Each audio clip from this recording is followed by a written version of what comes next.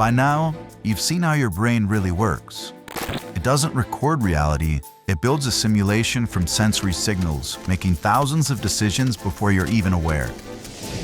Your subconscious decides what to fear, who to trust, and what to notice. Meanwhile, your ancient survival circuits can be hacked by stories or fears that trigger the same alarms that once kept our ancestors alive. So here's the problem. If the most complex machine in the universe, your own brain, constantly edits and rewrites reality, how can it tell you what's true or not? To answer that, we have to ask one of humanity's oldest questions. What is truth? And how do we know when we found it? For thousands of years, philosophers have asked, what is truth? Again and again, they return to one simple idea. Truth is when what you think matches what's actually out there, what philosophers call correspondence. But there isn't just one kind of truth.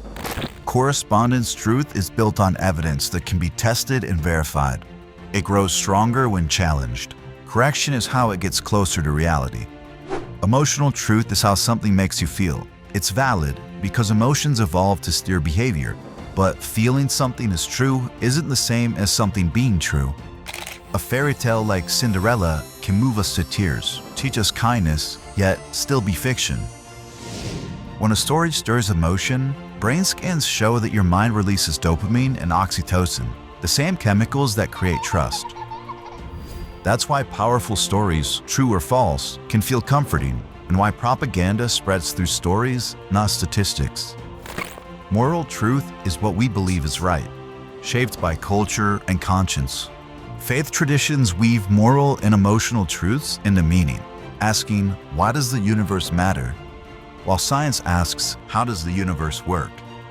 Each kind of truth serves a purpose, but only by knowing which one you're using can tell you which is reliable and when it can be hacked.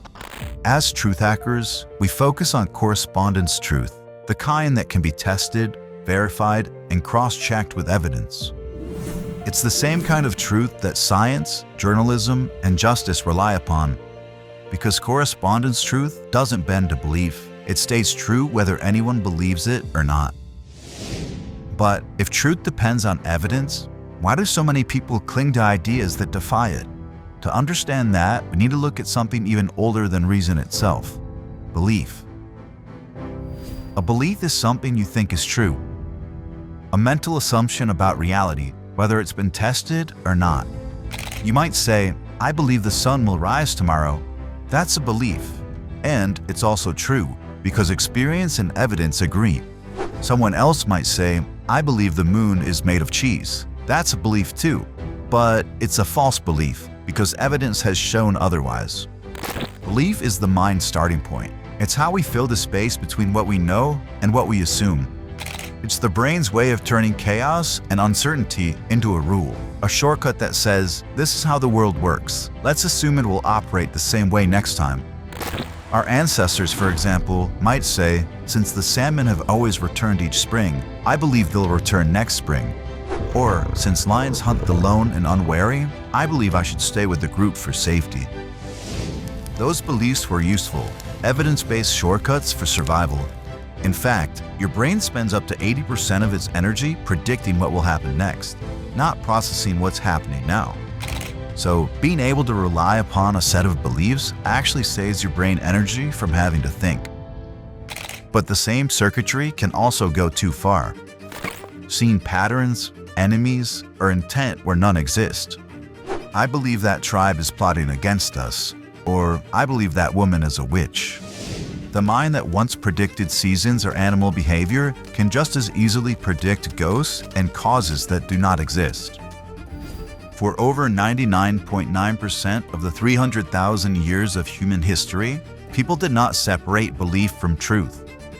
If something was widely believed or proclaimed by a leader or a sacred text, that was enough. In fact, humans resist changing their beliefs because it takes brain energy to come up with new ones and to rework old mental models. Eventually, humanity learned how to ask a radical new question. How do we know that what we believe is true? That question changed everything. It led us to build tools bigger than any one mind, and ways to test our beliefs against evidence for the very first time. That eventually gave birth to science, the disciplined search for correspondence truth. What's real because it can be proven again and again, regardless of whoever tests it. By learning to test our own beliefs, we built more than science. We built freedom itself. That's because when people finally dared to question kings, democracy was born from the very same spark that lit the scientific method: freedom of thought. The old belief that only monarchs could rule turned out to be just another story that didn't survive the evidence. And when that belief fell, humanity confronted a truth it had been circling around for thousands of years: that there are two ways to live, as free people or as subjects controlled by someone else's stories. The first depends on shared truth. The second depends on destroying it. In our next episode, we'll explore why freedom and truth rise and fall together, and what happens when truth is attacked, because freedom is always attacked next. Do you and your brain want to learn more? Then sign up for Truth Hackers and watch another video.